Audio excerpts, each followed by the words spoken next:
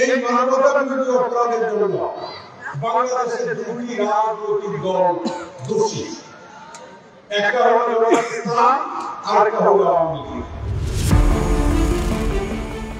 দেশে দুইটি দল মানবতা বিরোধী অপরাধের দায়ী, একটি হচ্ছে আওয়ামী লীগ, অপরটি হলো জামায়াত ইসলামী, এমন মন্তব্য করেন এলডিপির মহাসচিব ডক্টর রেদওয়ান আহমেদ। 17 নভেম্বর কুমিল্লার চান্দিনা উপজেলায় এলডিপির কর্মী সম্মেলনে এসব কথা বলেন তিনি।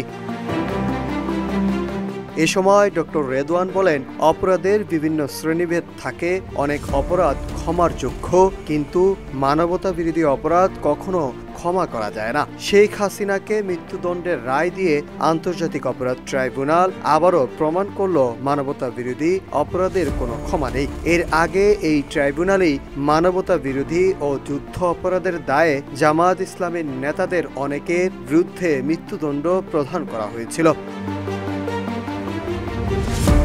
তিনি বলেন, দেশ বিভাজনের শুরু থেকে স্বাধীনতা সংগ্রাম পর্যন্ত জামায়াত ইসলামী যে মানবতা বিরোধী অপরাধ করেছে, তাদের অনেক নেতাকর্মীকে সাজা দিয়েছে শেখ হাসিনার আওয়ামী লীগ সরকার। একই অপরাধে দ্বিতীয় রাজনৈতিক দল হিসাবে আওয়ামী লীগ সভানেত্রী শেখ হাসিনা সহ তার বাহিনীর অপরাধের একই সাজা প্রদান করেছে আন্তর্জাতিক অপরাধ ট্রাইব্যুনাল।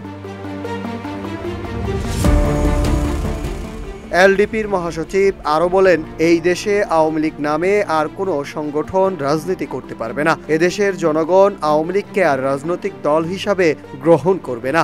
যারা আওয়ামী লীগ করেছেন, নৌকা মার্কায় ভোট দিয়েছেন, তাদের সবাই মানবতা বিরোধী অপরাধ করেননি। তাই যারা পরিচ্ছন্নভাবে আওয়ামী লীগের রাজনীতি করেছেন, নিরীহভাবে জীবনযাপন করেছেন, আপনারা এখন অন্য চিন্তা করেন। আওয়ামী লীগের রাজনীতি বাদ দিয়ে অন্য রাজনীতির সঙ্গে যুক্ত হন। এ সময় তিনি স্থানীয় আওয়ামী লীগের নিরীহ ও নিরপরাধ নেতাকর্মীদের তার দলে যোগ দিতে পরামর্শ দেন।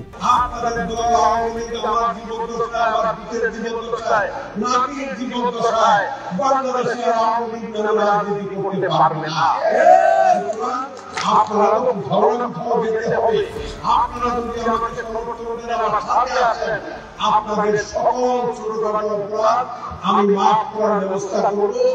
আপনারা যারা পলাতক আছেন, যাদের ভয়ে আপনাদেরকেও আমি আমার তরফ থেকে মাফ করে দেব।